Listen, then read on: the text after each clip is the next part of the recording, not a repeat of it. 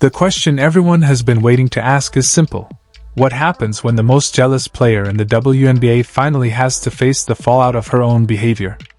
Aliyah Wilson spent months downplaying Caitlin Clark's extraordinary rookie and sophomore seasons, insisting she was more deserving of the Nike spotlight and dismissing every milestone Clark achieved.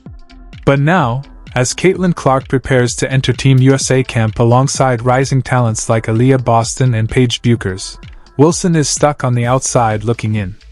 The player who believed she could tear down the biggest star in women's basketball has learned that trying to attack the face of the sport carries real consequences.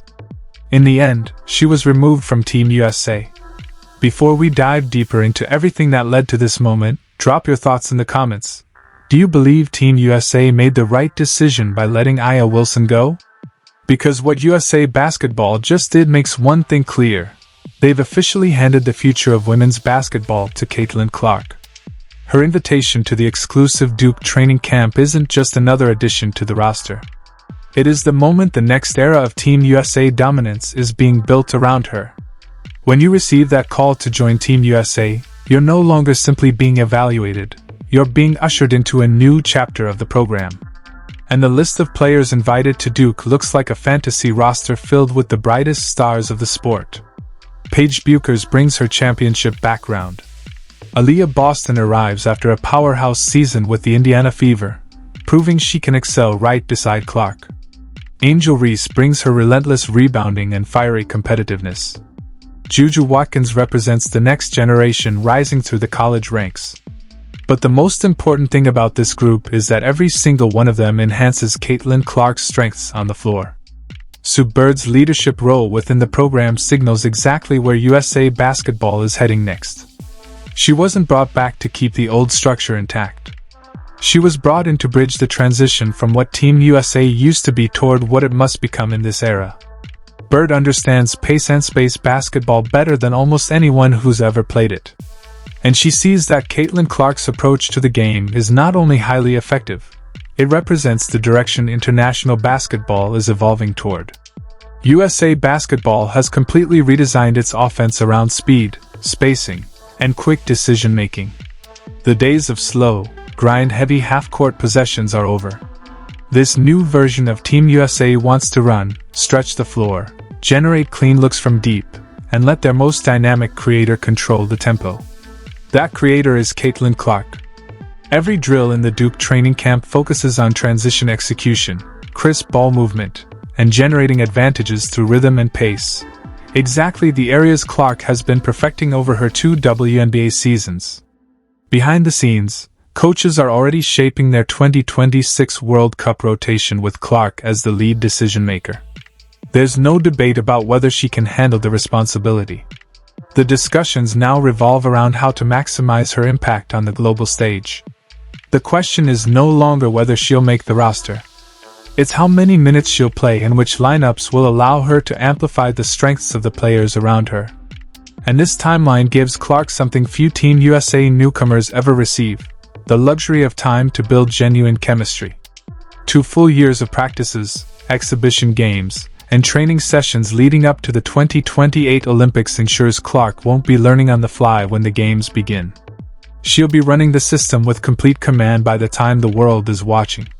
Basketball insiders predict Clark will bypass the typical hierarchy newcomers face.